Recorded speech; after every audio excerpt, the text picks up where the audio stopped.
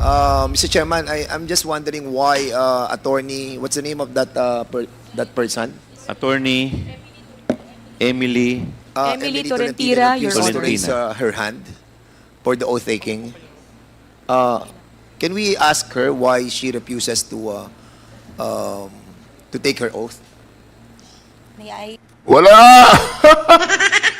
Sabi niya, may I, kasi kayo lahat ay may I.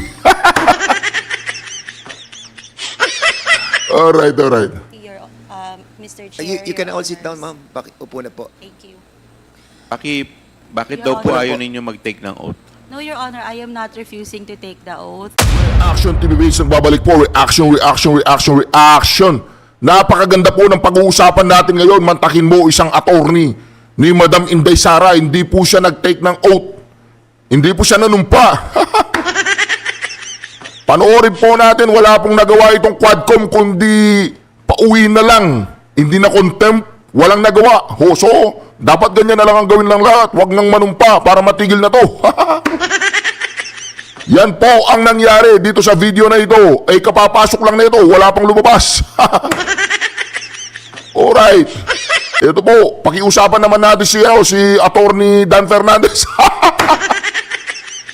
Umpisa na po natin, pero bago yan, stick to the plan po tayo. Huwag po natin kalimutang mag-subscribe, ha? Reaction TVPH, ayan po, nakikita ninyo. Thank you, President Mayor Duterte. Sa mga hindi pa po nagsasubscribe, ang mission po natin ay makuha po natin yung gold play button at ihahatid po natin yan doon sa Davao. At mapapasakamay ng Pangulong Duterte yan. May kasama pang isang kalderong mainit na balbakwa para po isang uri lamang ng pasasalamat sa ating Pangulong Duterte. At bago po yan, kung ikaw ay nakasubscribe na at regular viewers ka ng Reaction TVPH, huwag mo namang kalimutang i-like at i-share ang ating video. Malay nyo, mga pinklawan, dilawan, mga loyalista, ay marinig at mapanood tayo dito sa Reaction TVPH. Malay nyo, mapagbago po natin ang kanilang pananaw dito sa nangyayari sa ating gobyerno ngayon. Eto na, huwag na natin patagalin. Dan Fernandez, pasok! Accept the invitation. May I, Your Honor? I just look into the report. On November 7, there was on November 8, the person who refused to receive the subpoenas for Attorney Zulaika and Attorney Fajarda per the report of the Legislative Service Bureau. It was certain Attorney Emily Torrentina from the Legislative Affairs Division of Ayun. the OVP. Mr. Chairman, can we invite that person as well? And for us to find out why babae ba siya? Oh ma'am, andito po pala kayo. Why did you refuse to accept the Your Honor, oath has not been administered. Thank you, Your Honor. Mr. Chairman, can we administer the oath of those first time that attended this hearing? Mr. Chair, Ipautan if I natin may. silang lahat. Comsec, pwede po ba paki-out na lahat sabay-sabay? Thank you, Your Honors. To all the resource persons, including Attorney Emily Torrentira, please stand up, including Attorney Emily Torrentira. But since you are willing to testify, Your Honor, and give your statements, Your Honor, it was requested that she will be giving her oath as well, Your Honor. Your Honor, if I may, respectfully, Please administer the oath first. Please raise your right hand. Meron pong hindi nagtaas ng kamay. Ayun! Yung sa dulo, nakikita po niyo yun. Pagkita po natin, ha? Hindi po siya nagtaas ng kamay. Ayun, oh. Ayun, oh. Ayun. Yung sa tabi ng Reaction TV. Hindi po nagtaas ng kamay ang napakalupit na attorney na to. Wala po siyang pakialam sa mga Quadcom. Mantakin po ninyo yan. Walang pakialam yan. Basta ganyan lang ang mangyayari dyan. Walang out-out sa akin. Ang amo ko, si Inday Sara, alam niya, ito sa sinasabi nilang in aid of the legislation. Resource person kami, humingi kayo ng tulong. Tutulungan namin kayo, pero wala nang out-out. Malupit po itong lawyer na ito. Mantakin po rin yun, nagawa niya yan sa harapan ni Paduano. Hindi naman kasi lawyer si Paduano. Eto po, panoorin po natin kung mag-o-out ito. Do you swear to tell the truth, the whole truth, and nothing but the truth in this inquiry, Your Honor? I do.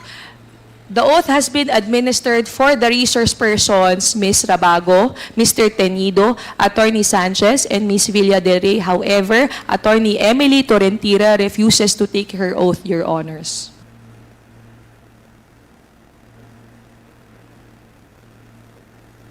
Meron pong pagkainday Sara ito. Wala po, palag na palag, palong-palo itong attorney na to. Maniwala po kayo sa hindi. Walang nagawa si Akop dito, tsaka si Paduano, si Dante, lahat sila, wala. Ang ginawa po nila, malalaman nyo mamaya, iko-contempt kaya, ipapa-arresto kaya, o pagbabakasyonin lang. Ito po ha, ito.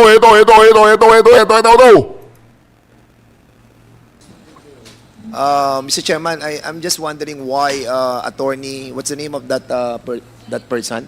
Attorney Emily Emily Torrentira, Your refused to Honor. raise her hand for the oath taking. Can we ask her why she refuses to take her oath? May I? Wala! Sabi niya, may I, kasi kayo lahat ay may I. Alright. Your, Mr. Chair. You can Your all sit down, Honors. ma'am. Upo na po. Thank you. Bakit Your daw po Honor. ayaw ninyo mag-take ng oath? No, Your Honor, I am not refusing to take the oath. Prior to being asked to take the oath, I was trying to explain, Your Honor, that I am not an invited resource person. Second, that I have only been asked now to explain why there was no receipt for subpoena for the persons who are not present here. That is what I am trying to say, Your Honors, respectfully. I just wanted to explain that as part of the Legal Affairs Division of the office, I wanted to explain why we did not receive. In accordance with the rules governing inquiries in aid of legislation, wherein the rules of court suppletorily applies. Rule 14 in relation to Rule 21 of the Rules of Court, Your Honors, personal service must be made to resource persons who are being issued subpoena.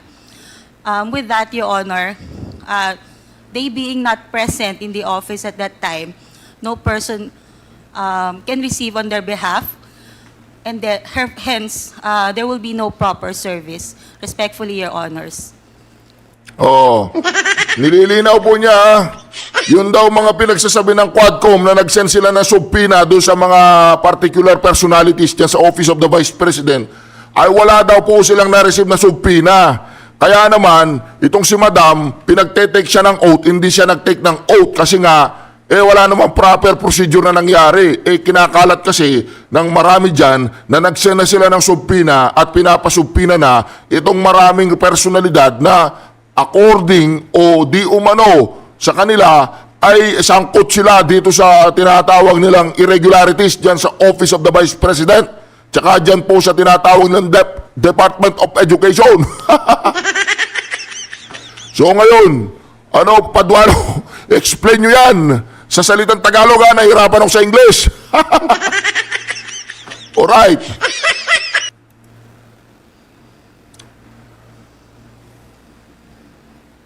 Well, we accept that that guidelines, no, that you mentioned a while ago. But you all know that this is in aid of legislation. Yung mga tauhan ni Dan Fernandez dyan sa kanyang opisina, dyan sa Magsandigang Bayan-Bayan, dyan sa Mayano, House of the Representatives, pag isabi sa kanya managalog na lang siya, nahihirapan kami para sa kanya. Marami pa yung, ano ba yan? Marami pa yun kaysa doon sa salita niya. O talagang nasanay lang siya nagsasalita na, ano bang trabaho dati niya? Alright, sige. And the reason why we are trying to course this invitation to the Office of the President, we discussed this lengthily already. And the testimony of Attorney Lopez is so important to us. and also si Pajarda. And I think, Mr. Chairman, with this kind of explanation that being manifested by Attorney Tolentino, as much as we accept that premise of her, but somehow we are all guided with moral decency. Wow, moral decency. Talaga, moral decency, Dan Fernandez. Anong ginawa niyong dalawa ni anong tawag dyan, si Abante, kay Grillardo? May moral decency ba yun? So, ano nangyari sa inyong dalawa ni Dan Fernandez, tsaka ni Abante? Naginipit kayo? Bakit kayo naginipit? Guilty o hindi? Ayos to tuloy.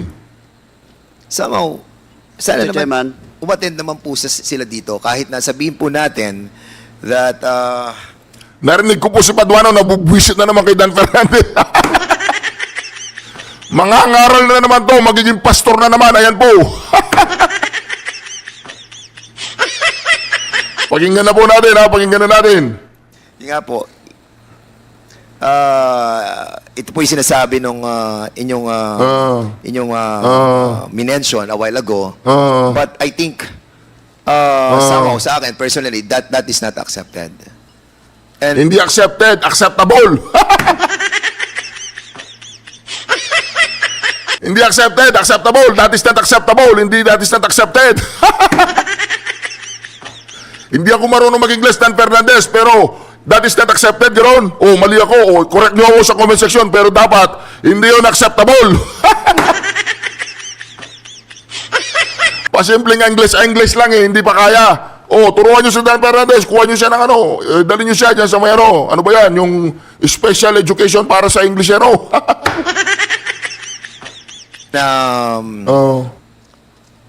isang tanong lang, attorney. Have somebody told you not to accept all those invitations? No, Your Honor. It was a... So it's- it is in accordance with the rules, Your So Honor. it's your own Attorney, volition. we will recognize you later because hindi po kayo nag-take ng oath. Okay na po. Mr. Chairman. You've already said your piece. Thank you, Mr. Your Chairman. Honor. Congressman May I Paduano, ask you're the recognized. good attorney, what is your role in this? You are not invited, but you are present at today's hearing, and you never take your oath. As Why? legal counsel. What is your presence?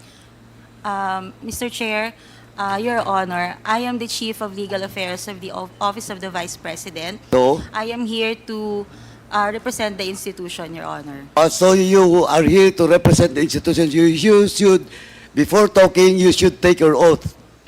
Because that is on record. You're a lawyer. You know that. You cannot speak until you take your oath. That's the rule, internal rules of this House and this committee. You cannot speak unless you take your oath. Or else, I will move to excuse you in this room. Your Honor, if I may, Mr. Chair. Point of order, Mr. Chair. Mr. What is, Chair, what is your point of order? yeah, I take the position of Congressman Paduano. Ayan na, palalabasin na lang po yata. Hindi po gumana yung kapangyarihan ng Paduano dito. Attorney itong kausap niya. Hindi po gumana yung kanyang kapangyarihan mag-contempt sa mga resource person. Ito daw, hindi siya invited. Pumunta siya dyan, ba't ayaw nyo? Siya nga daw ang head ng legal counsel ng Office of the Vice President. Yun naman pala, talaga palang hindi nila tinanggap yung mga imbitasyon. Dahil daw, hindi yun naaayon sa batas. Ayon dito sa lawyer. Sino ba lawyer sa kanila? Si Akop. So meron palang ganoon. Pwede mong hindi tanggapin yung invitation tsaka yung sulat kasi nga hindi yun naaayon sa batas. Kasi i-interrogate po nila dito lahat po sina Pajardo, lahat ng mga invitee para parang tawag doon, para pagsalitain ng katotohanan, hindi naman sila husgado.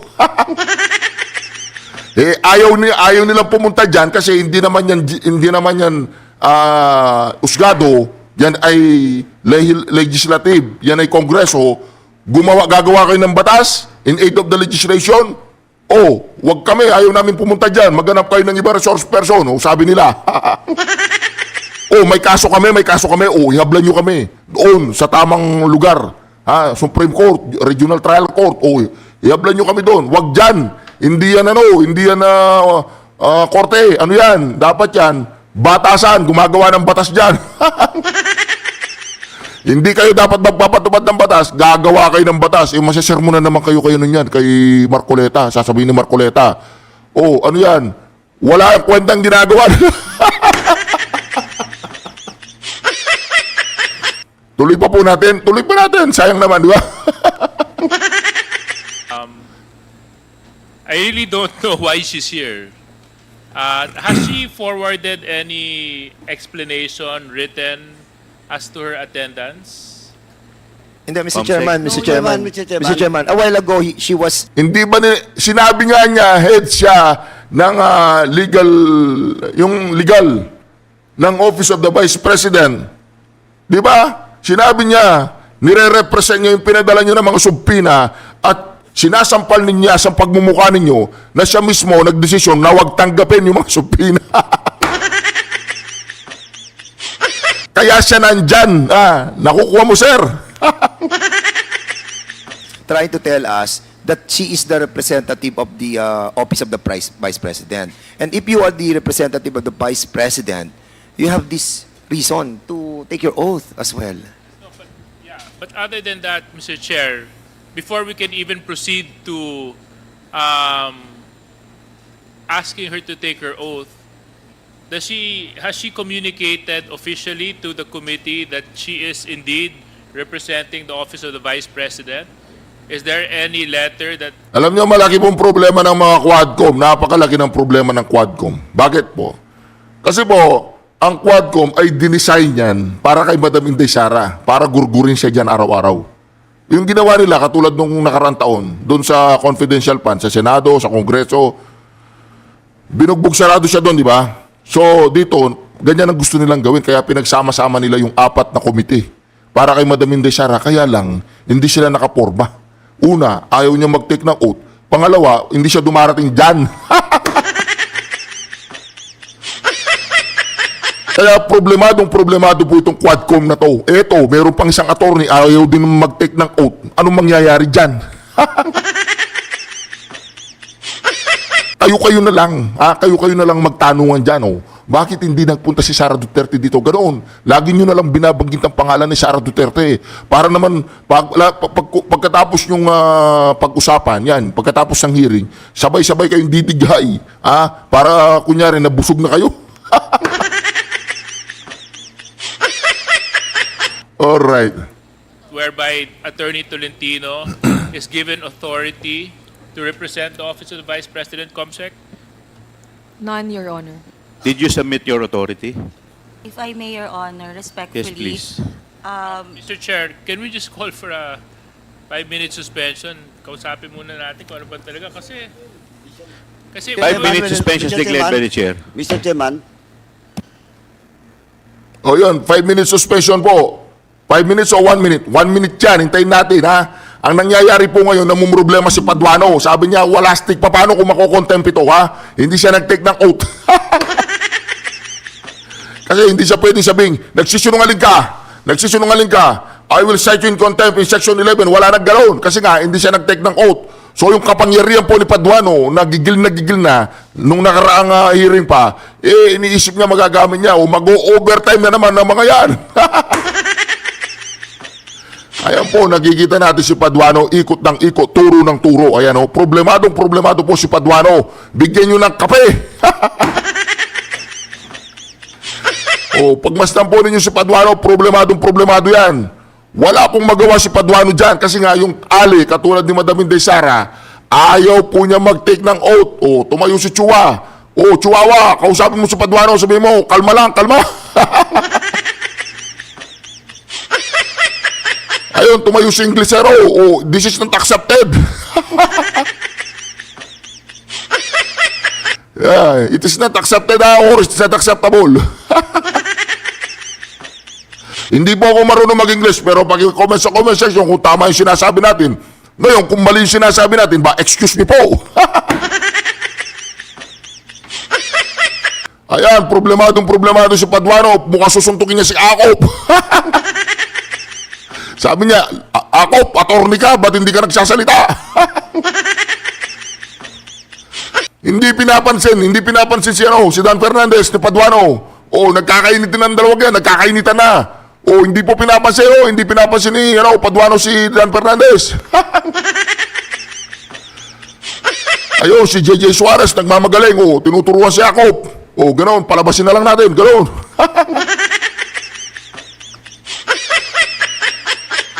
O, ayun, si Chua naman, hinarap si Akop. Sabi niya, walang niya pare. Hindi natin madadali to, ayaw niya mag-take ng oath. Hindi rin natin mako-contempt kasi wala, hindi siya nagsisunungaling.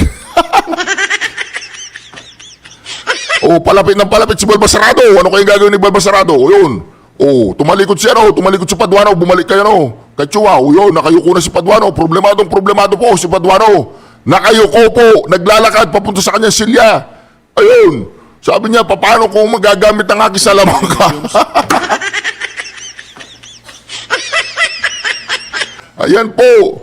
O, umupo na po sila lahat. Siguro magre-resume na to. O, hintay-hintay lang. Since the good lawyer has no written authority coming from the Vice President, O, yan, si Paduano po. Problemado po si Paduano kasi po, bakit? Hindi niya po magagamit yung Section 11. Yung Section 11 po, nandoon po yung tinatawag nila lunch break.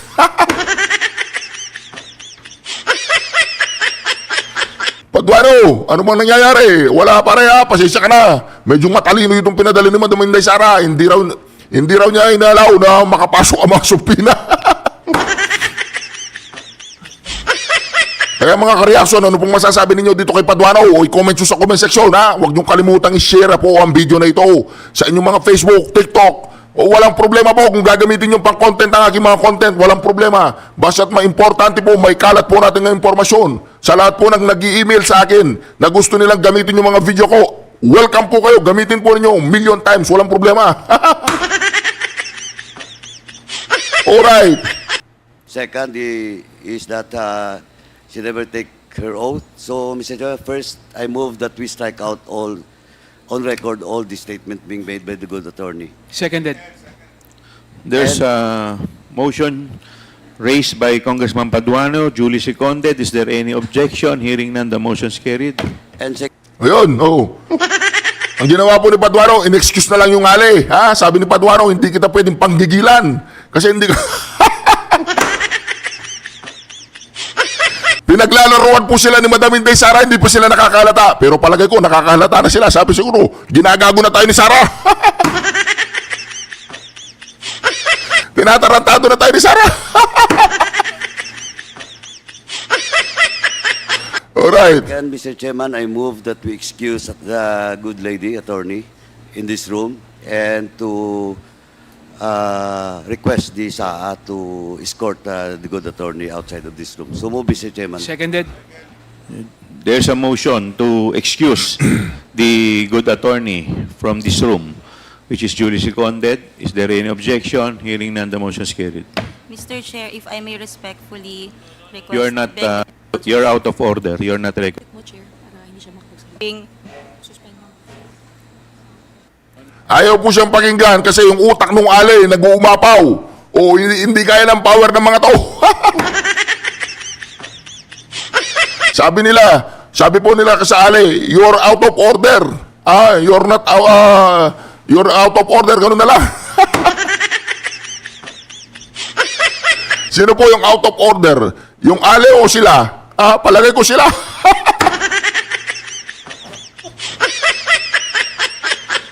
Wala pong nangyari doon sa gigil ni Paduano. Pakinggan natin. Mag-recess.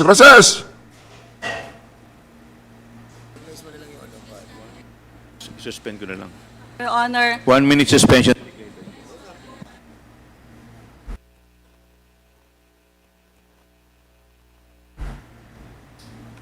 O, 1 minute suspension na naman po yan. Ang tawag po dyan sa larong basketball, wala nang oras, talo na tayo. Paki-excuse na lang po muna yung ating abogado. May pagka-Duterte yan, si Tatay Digong, tinuruan yan, huwag kang aalis dyan. Umawak ka sa silya, huwag kang aalis. O, tingnan po natin ha.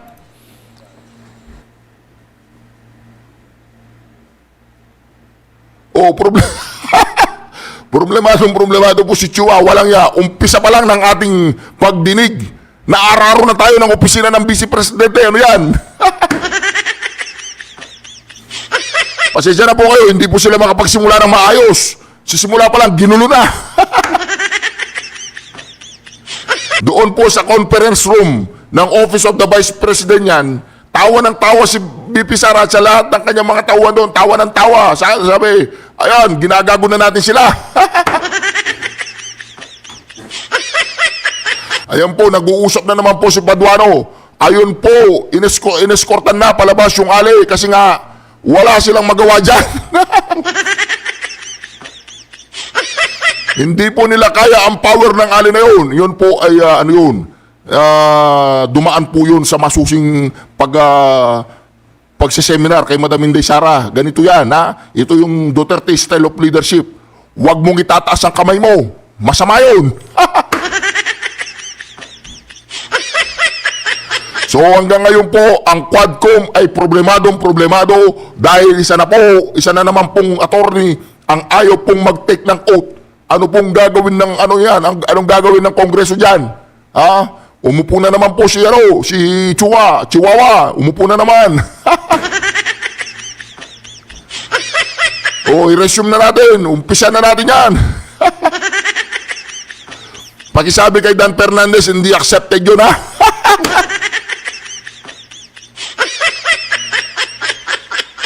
Wala namang ganyan, Atty. Torrentino. Torrentino ba o Tolentino? Torero.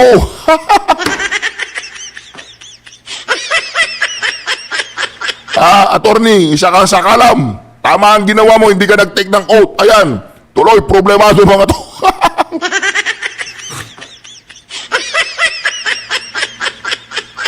Ang gagawin nila niyan, i-strike out nila lahat na sinabi ni attorney para wala sa record. Ganun yan, kasi nga hindi siya under oath. Pero yung kay Madam Inday Sara, nung panahon hindi siya nag-under oath, wala silang ini-strike out. Ganyan sila. Committee hearing resumes. Yan. Nag-resume na po. Congressman Paduano. you're recognized. Yeah. Mr. Chair, gusto ko lang po ilagay sa tamang perspective yung dahilan kung bakit po pina-excuse po natin yung isang individual na dumalo sa ating hearing. Baka po kasi magkaroon ng misunderstanding why she was excused from our hearing. Number one, she was not invited to attend today's hearing. Number two, she did not take her oath. So we don't even know the personalities and the circumstances to why she is here. And no communication was forwarded to the committee as to her attendance. For all we know, she can be somebody posing for somebody, and the committee cannot act on mere presentation without proper representation to the said committee, Mr. Chair. So para lang po maunawaan ng lahat kung bakit po natin pinakiusapan na ma-excuse yung isang individual na nagpakilala na Attorney Tolentino. Yun lang po, Mr. Chair. Thank you. So, ang nangyari po dyan, ang problema talaga dyan, hindi siya nag-take ng oath. Ngayon, ang ginagawa ng Vice President natin, lahat po ng mga invitee, in-invite, pinadala na subpina, pinadala ng mga sulat para pumunta dyan, hindi niya pinapapunta. Ang pinapapunta po niya ngayon, yung lahat ng hindi pinadala na sulat. Magtaas nga ng kamay ng pinadalan. 1, 2, 3, 4. Huwag kayong pupunta. Yung hindi pinadalan. 1, 2, 3, 4. Kayo, pumunta kayo.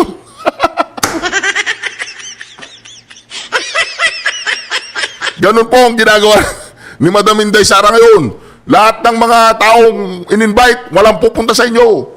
Yung mga hindi in-invite, kayong pumunta doon. Explain nyo sa kanila, mga mali ang ginagawa nila. Mantakin mo yan. Ganyan ang ginagawa ng Office of the Vice President. Naging kahiya-hiya ngayon, itong Quadcom. Di ba?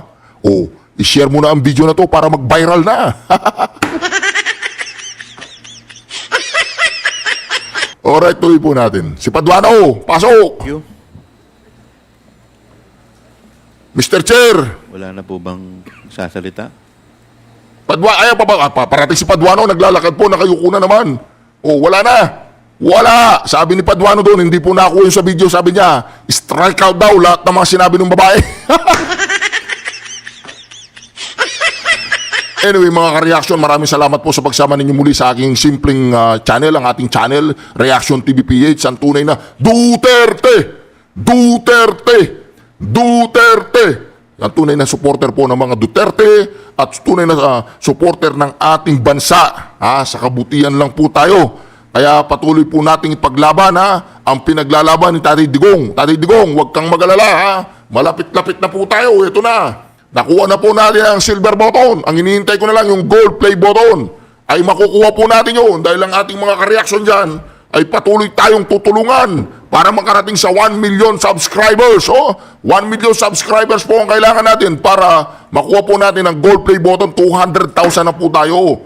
Magdadalawang buwan pa lang tayo, 200,000. Papalapit na pong papalapit ang May. Kaya po, mag-subscribe na po kayo. Duterte! Duterte! Yun. Syukran.